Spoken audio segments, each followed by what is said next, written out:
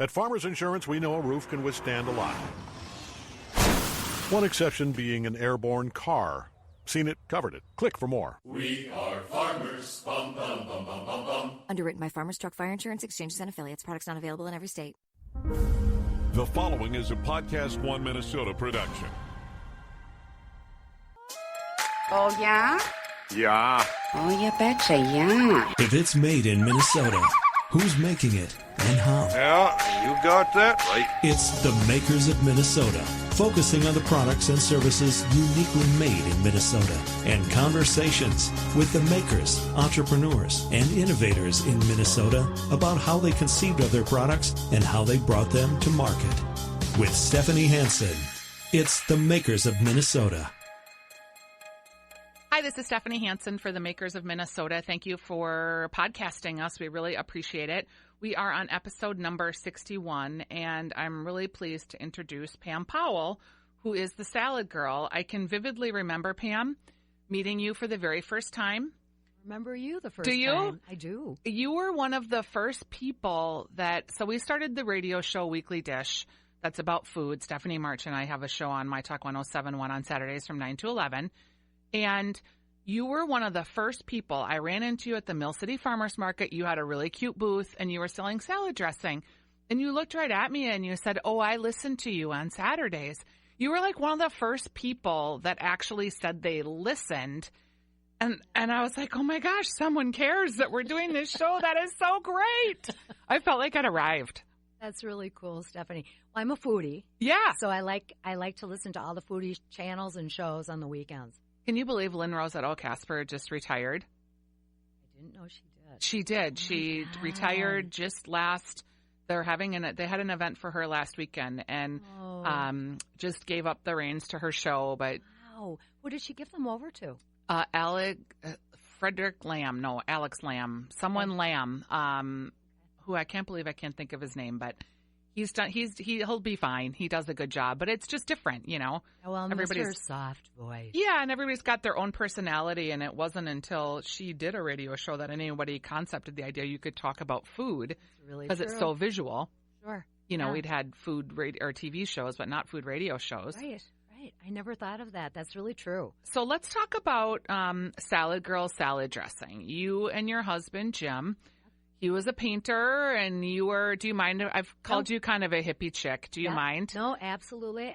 Both of us were hippie chicks. Okay, hippies. He wasn't a chick, but he was a hippie. Chick. He's a Metro male, but Jimmy went to horticulture school at 916, so Century College back in the late 70s. So he was really into growing. He had a farm. Yep. He lived on a farm with a bunch of guys out in Lake Elmo, and they had an organic garden of some sorts. They grew vegetables and other things. So and I think it was a clothing optional farm. So wow. He was a nudist super too. Hippie. Yeah, and they had a great little place. We still cross country ski there. But there's a place where you can, skinny dip and swim, a swimming hole, and just a beautiful place. But that was one of the things that attracted me to Jim, was that he was really into foods made fresh, foods made whole, foods grown without pesticides. It was really cool. When did you first start making salad dressing? I started making dressings when Jim and I, when we first met, I was working as a private chef out in White Bear Lake for a household. And the owner of the house, my boss, was kind of a vegetarian. She was a pescatarian. Okay. So she would eat only brook trout from the Brule River, and it had to be prepared a certain way. She had her own farmer, and her farmer would grow all the seasonal vegetables and fruits in the summertime. And then in the wintertime, she would go to Florida. But by the time I started working for her, she was kind of stopping going to Naples and was deciding to stay in Minnesota. So she ended up renting during the winter an apartment with all of her bridge friends down at Kellogg Square. Neat. She had the top apartment. But she loved salads. It was her favorite thing. And I also loved salads. I worked as a little salad girl when I was in about 15. I think I was a sophomore in high school, up at Madden's Pine Beach Lodge. Sure. And I was a dishwasher first. And on my, between loads of dishes, I got to go over and I was tasked to assist the salad girl. She Yeah. was a college girl. She was an older girl. Her name was Katie. And she was a hippy dippy girl. Sure. And she was she was a sophomore in college at the University of Minnesota. She was an artist. So we would sit and she taught me how to peel. We had peeling carrot contests and rose radishes and peeled potatoes. For the kitchen was a kitchen that made home cooking. So we made homemade, I think, chicken soup and coleslaw and mashed potatoes, fried trout, Yep. and all sorts of Minnesota things, you know. And so how do you remember when you made your first dressings, or how did Yes. you learn how to make So dressing? The best thing about helping Katie is that she taught me how to whip up salad dressings. I learned to emulsify from Katie. It was Okay. hysterical.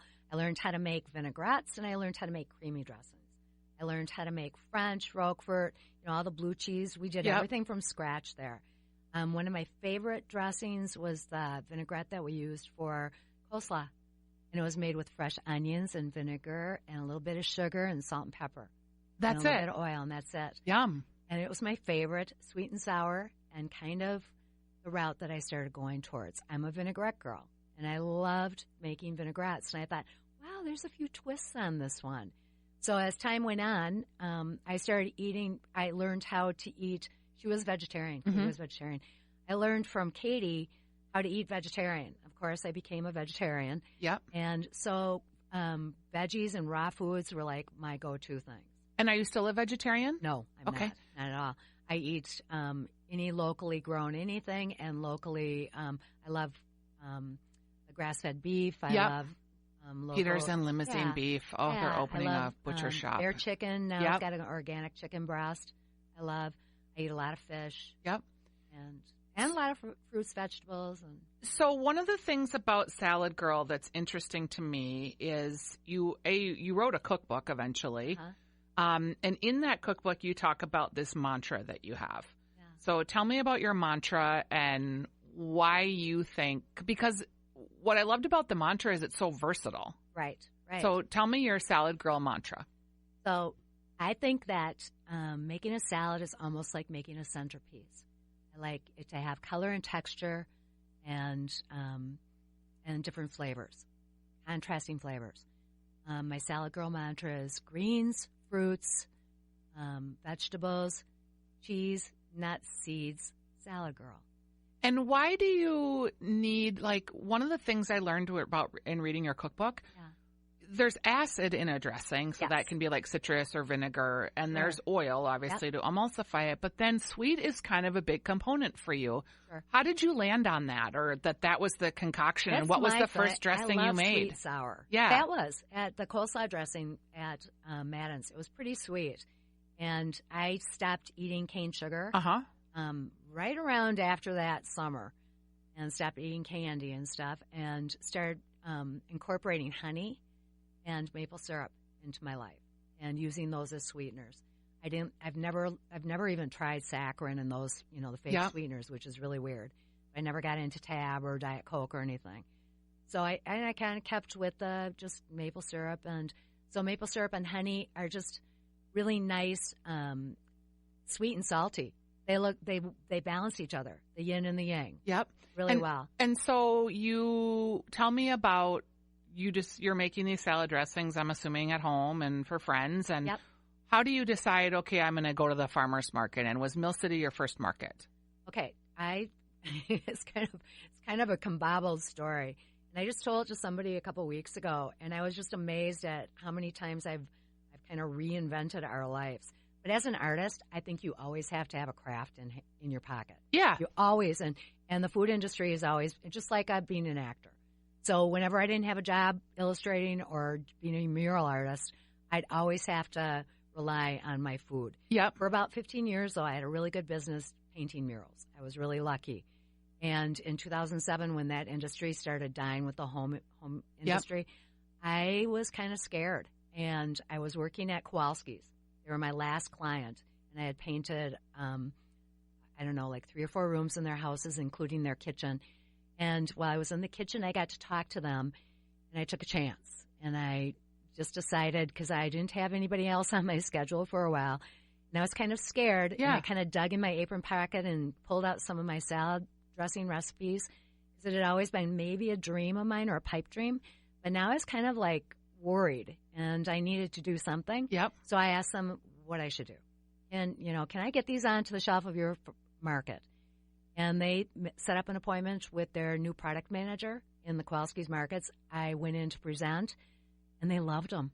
Terry Bennis was the woman that had me.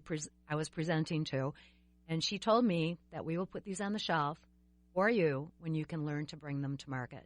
And by that, she meant we want them to be shelf stable or refrigerated shelf stable and certified organic, and we want all the flavors you brought in today. And which ones did you start with? I started with the crisp apple maple, which has always been one of my favorites, and curry fig, and blueberry basil, and I had a few different ones, but blueberry basil, and then the pomegranate pear.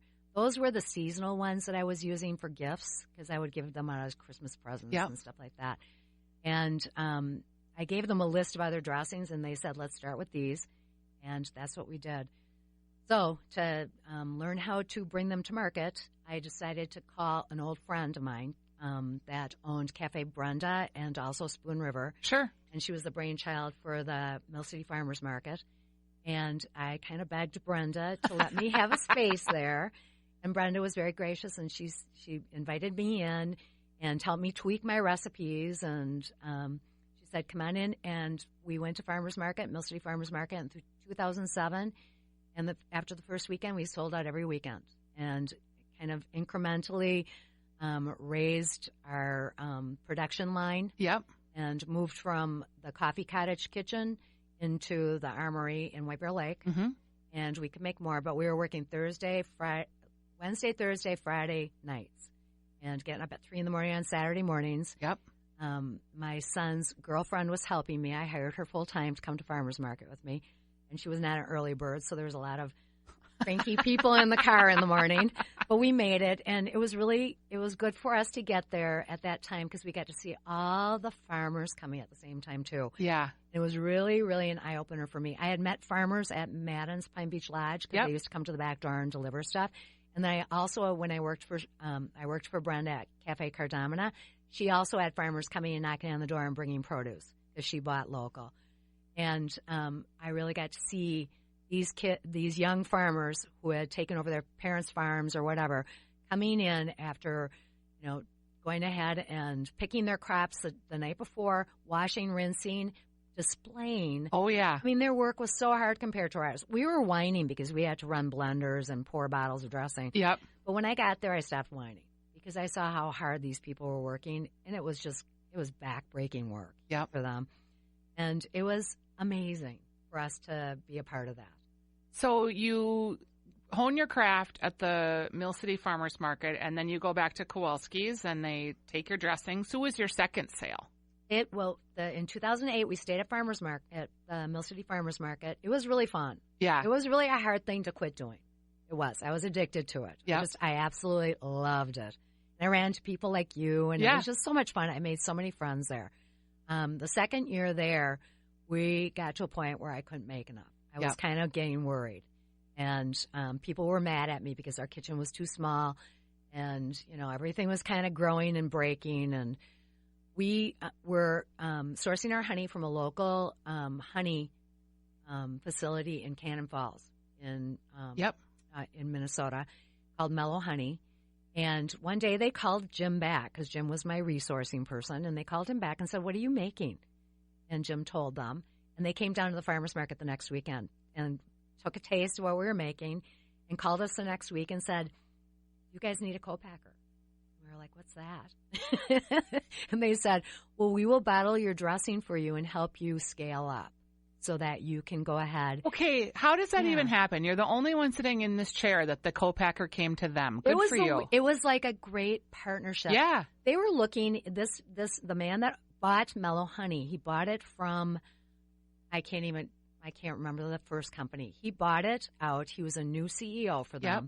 He was actually traveling all over the world, going to different beekeepers in Vietnam. He went all around the world and brought his sons with him just to find out what beekeeping was like all around the world, and what kind of honey, the best grade honey he wanted to have, and how to do that.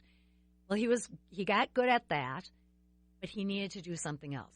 I guess the honey business just wasn't making it. Right. And they needed to diversify. And this wasn't a bad economy. So I think everybody was kind of learning to diversify or reinvent themselves. So they thought, well, let's clear out a portion of our manufacturing facility and make room and co-pack for some new products in the Twin Cities and the surrounding areas. Smart. They were certified organic. Yeah. So immediately we were able to get certified organic. Jimmy and I found our organic resources. Yep. Right when we started Farmers Market, so we were set. Yep. We had everything we needed. And so we called Kowalski's and told them that we found a co-packer. And by March 2008, we got onto the shelves of Kowalski's. But in the meantime, all that summer of 2008, the co-ops, every co-op, the Wedge came to us. That's why we were getting so worried. Lenz and Byerly's came to us. Whole Foods. I had this buyer from Whole Foods stand across the aisle at Mill City Farmers Market staring at me and taking notes. And I was like, oh, no, he's a food inspector. What did you do? And so finally I just left my booth and I was like, who are you? Yeah. What are you doing? And he introduced himself and gave me his card and he goes, this is really cool and we want you. It is. I mean, I don't mean to sound surprised because that's how good, honestly, I think your product is. You're so lucky in that regard. I'm so happy about that. Yeah, it's really, I mean, it's just tasty. Thank you. Stop. Have you ever thought, or tell me, have you ever had like a situation where, so you have 9 dressings now. Yes. Has there been a clinker or one that you've discontinued or that was terrible? Strawberry, we got rid of. Well, you can kind of see in the sales. So we let it go and we push it for a year. And if its sales are like, dangling so low below the rest, then we'll go ahead and just let it go. So strawberry didn't work. Strawberry didn't work. It did during the spring and summer season, and then it just crashed. And that makes sense. It was a totally seasonal dressing. Right. But blueberry basil seems seasonal too. Blueberry basil, for some reason, is just a keeper. Yep. It's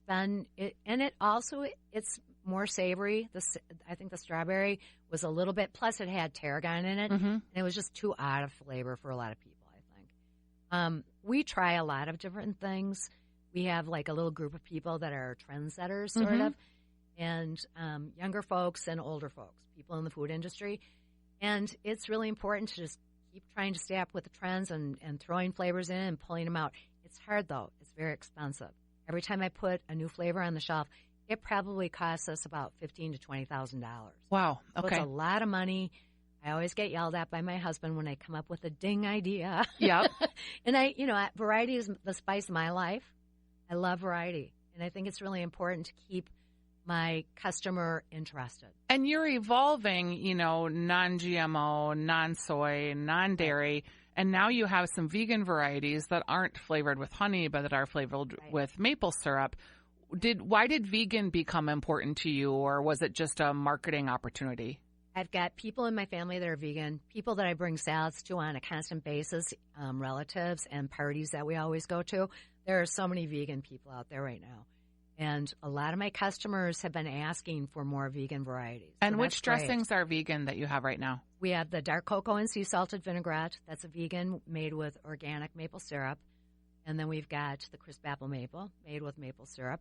And then the 2 fruit juice sweetened only dressings, which I think are so cool and innovative because they're only sweetened with fruit juice, organic fruit juice. And that's the pomegranate pear and the citrus splash. And the citrus splash has taken off. It's been like a really good seller. So it's kind of getting up there with apple and lemon, which is cool. Lemony herb. That's lemony herb. People and I think I came to this because of your cookbook, actually. So I buy your dressings and I like them, and they're in the refrigerator section of my grocery stores.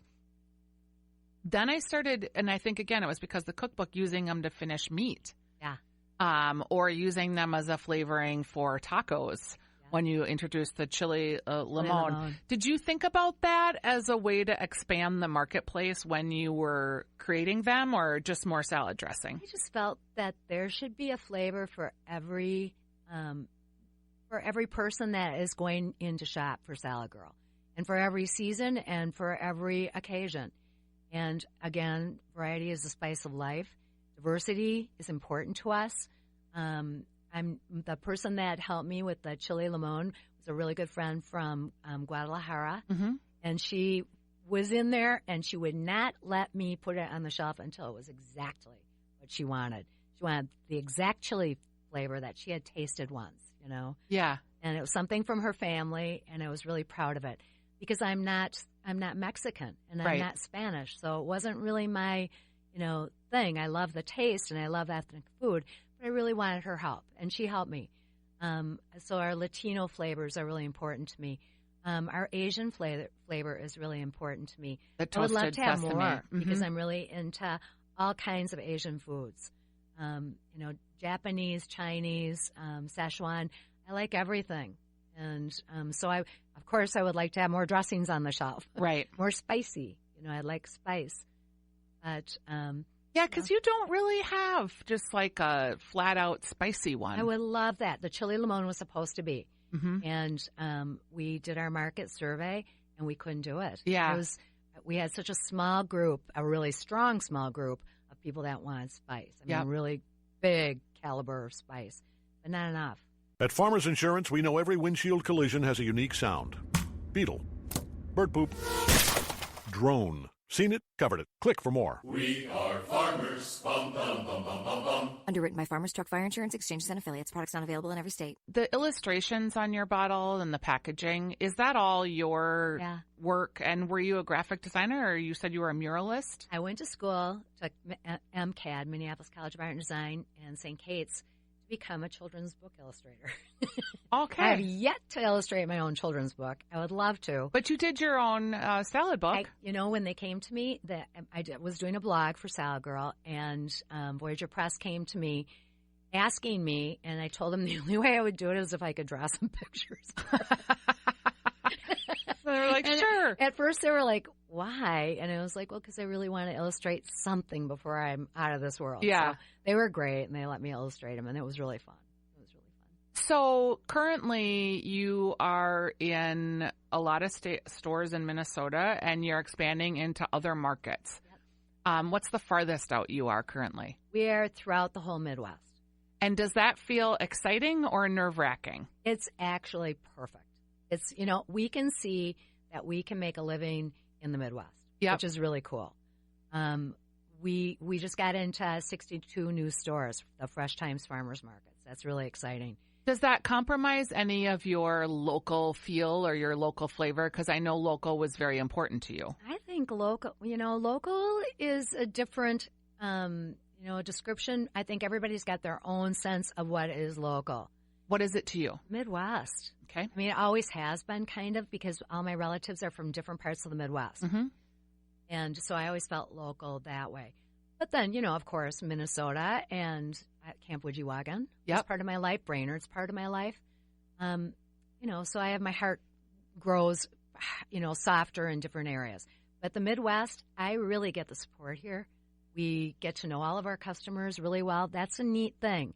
I think we tried to get into New York last year, and getting to know the customers there, they're different people, and I just had a harder time doing business there. Yep. It's done differently.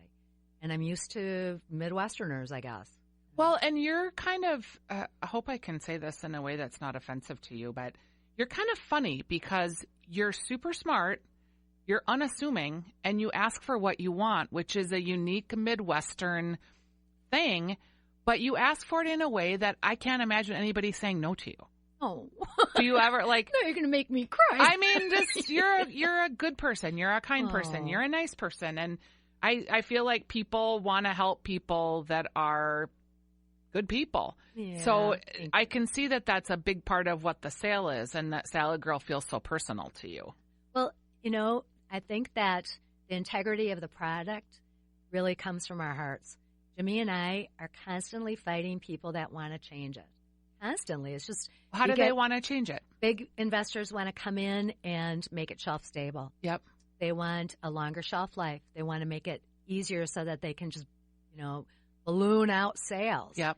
We've said no to so many people because of that, and we're going to continue saying no to that, which is really good. It's always going to be made fresh. Okay. That was my original thought process, and I'm sticking to it. Yeah. And is that hard to have that level of commitment? Like, have you agonized over it, or were you just both clear? No, we were both really clear. Actually, we've gotten up and left meetings, which is really funny. And Jimmy's left first, and I go, okay, I gotta go. Is it good he cop, goes, I bad gotta cop go. between you and Jimmy? Sometimes, he's really very clear. When he says no, he means no.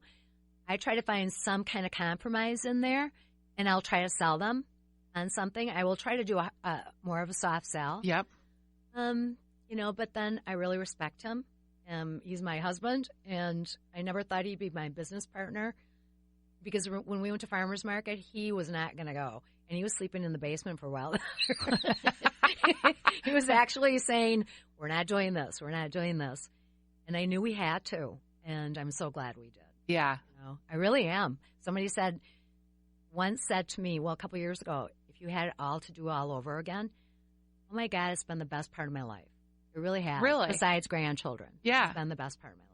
So the world of local and Minnesota makers is evolving, and there's probably more than there's ever been. And if you were giving someone that's young salad girl Pam, advice about being a maker, what would you say? What are the characteristics that maker needs to have? Innovation. Huge. Number one thing. Innovation. Make sure that there's a special niche for your product in the marketplace. And there's a plethora of goods out there right now. You have to be able to stand out. And it costs a lot of money to even do something that's not standing out. Don't waste your money. Make sure that what you're picking and choosing to produce is going to stand out and sell. When you look back, like if you were going to say to a maker today, you should probably have X amount of money to go on this adventure, what would you say is the minimum? We started at $10,000 for farmers market. Mm-hmm. That was what Your we budget. Yep. And if we didn't get anywhere, we're stopping. I think probably starting out right now in this marketplace, go slow, do baby steps, because you don't have to jump in. I see people jumping in right now, and I'm really scared for them. Mm-hmm. I see them hiring consultants that have never put a product on the shelf. Right. That really scares me. So always, if they're going to hire a consultant, always ask who they've helped and where are they now. I think that there's so much. Take a class, take a business class. That's really important. I think probably $250,000 is good, but don't go spending it right away. Right. Go really slow. And is there a local maker that you've watched that you admire where you're like, wow, that person is a real rock star? There's quite a few. People that stand out to me right now, Noodles and Strand. Really. Great people, integrity with their product. Yep. Love their product. We just use actually it all the time. released their podcast this week. Dumpling and They're- Strand, the Noodlers. Dumpling and Strand. Yep. Great company, and I hope they do well. Nummies. I've been mentoring a young woman. I don't even know what that is. Is it a bar? Fallon Vanelli, and she has gluten-free and vegan cookie dough, and she has been picked up from agriculture. Mm-hmm. She is their only dessert line, which is really cool. Yeah. I kind of talked her into going into food service and not having to do marketing. She's got 2 little kids at home, and if she doesn't have to get out and demo by doing food service instead of trying to become a product on the shelf, she's going to do better. I love that store or that agriculture. Yeah. Those I do too. salads? The salads are great. There's I going love to be a going new one there. in Highland. Really? Yeah, okay. that's- And do so- they sell your dressing? No. I asked her about that, and she said that they make their own. And I said, well, stick your nose in there. And I was going to ask about that because, like, I know Kowalski's has a lot of people have what are called, what's the name of them when they're marketed, in-house brands. Oh, okay, sure. Private label. Yeah, private Okay. label. That's what I Right, mean. right. Is that a competitor, a private label of a store, or an opportunity? How do you see Both. that? I think both. I think that for the store, it's good business, definitely. For them to have a private label. Because they have with their more own profit brands. margin, more money. Right. For a maker, private label and food service are both good avenues to take if you don't have the marketing dollars for, to market your product, because you won't have to. It's once they put their label on it, you don't have to market a product. Right. You just sell it. So that's a done deal. And that seems like a good opportunity for people, I would think. I think so. It's a good business opportunity for folks, especially with all the new people coming into the food industry. There's too much. Mm-hmm. Find a different avenue besides getting on the shelf. People are being turned down right now instead of being put on the shelf. So. And do you think that the whole world of farmers markets has changed too, because there's a proliferation of markets? And is that good for the marketing or the industry as a whole? I think it's always good to have a farmer's market. Yeah. I've noticed that when I first started, there were hardly any product lines there. And as time has gone on, it's almost more products than produce sometimes. Right. And I learned, I kind of got mentored. Salsa was one of my mentors. And first thing she said to me after I talked to the Kowalskis was, she's a Matamidi girl. Yep. Or Birchwood. She said, take it to farmer's market. If you can't sell it there, then don't do it. Which was really smart. It was so good. She's so smart. Yeah, she's been on our program too. She's a very interesting interview. Can you think of a time where you just made a total mistake? Oh, yeah. I am not a public speaker. And I have said things, I'm kind of a food snob. I said I'm kind of a food slob. Last week I was talking to a garden club, and I totally lost my train of thought. And I was like looking at them like blank. Oh, I have a speech coming up in a couple weeks, and I know that'll happen. I can't do it. I don't like doing it. And I after I left that day, Sarah looked at me and she said, "Don't do that again." That's someone who works for you, I'm assuming. Yeah, and she's my sister-in-law, and she's my littlest sister. Yep. And I really respect her, and she's really kind to me, and she would never say anything mean to me. And she said that, and I was like, I'm not. I'm going to take your advice. I just can't stand it. This is great. I mean, you make everybody feel so comfortable. Oh, thanks. I have a genuine interest in hearing people's stories and just finding out how they do things. You mentioned cream dressings, that they're not really for you, but it's such a huge marketplace. No, I love them. I do love them. Because do you see that in your future at any time? Yes. There's Getting another shelf stability on them is really a tough thing. We've been doing it, and we're in the process of doing it. And I would love to partner with an organic cheese company and have a really, really like a local blue cheese. Oh, my God, it would be so amazing. But getting shelf stability, so we're getting innovative about that. So I've been really researching new ways to help with dairy stability. And I think that we are going to go non-dairy, except for the blue cheese. We're going to try to do a vegan creamy dressing. Huh. So, okay. And they actually taste good. They don't taste funky. Yep. So we're working on that. So we've got them in the lab right now, and we're getting them tested. And you have to test them for 6 months. So we've done 2 rounds. We're on our 2nd round. I hope by next summer. Okay, because I'll be interested in that and any vegan opportunities. There is this whole new group of foodies, too, that are very young and very health conscious. I mean, like under the age of 30. Yeah. I guess that's not super young comparison to me, but you got to deal with what you got to deal with. But there's this whole like Whole30 mentality and this low sugar mentality. Are you finding that that's bringing a whole new group of people into the dressing market? I'll go ahead and go with it. I'm not really a diet person, so I don't I'm just a healthy eater. Yep. And I really promote healthy eating. And, I swear, when I stopped eating cane sugar, it changed my life. Tell me about that. I was totally addicted to it, especially like in wine, Yep. So much sugar. I just stopped eating it because it just gave me a mean buzz. Yep. And it wasn't doing anything for me. And also, I think I'm a little hypoglycemic, so it just kind of made it really funky for me. And I would have highs and lows from it. And when I went off it and changed that, Katie taught me that, it really changed things for me. It kind of got me a little bit more balanced. Yeah. And I really liked that. I felt better. I was never so tired.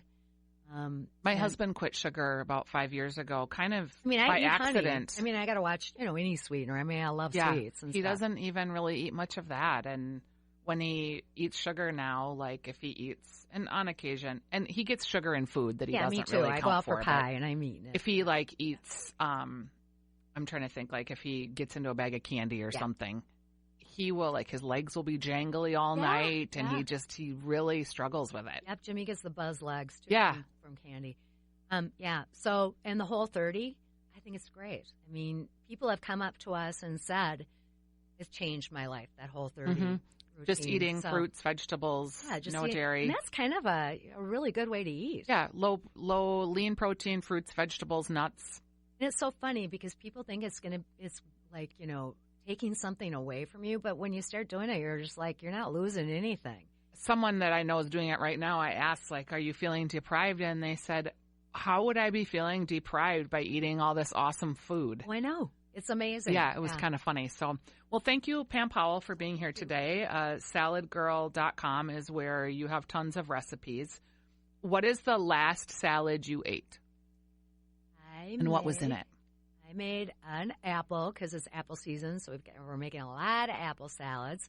I made an apple and shaved fennel and a Merlot Sartori Bella Vitano cheese with mixed greens and the crisp apple maple and roasted pecans. Yeah, it was really good. Yeah, really good. It sounds really good. I love apple season. I do too, and apples are so good with salad.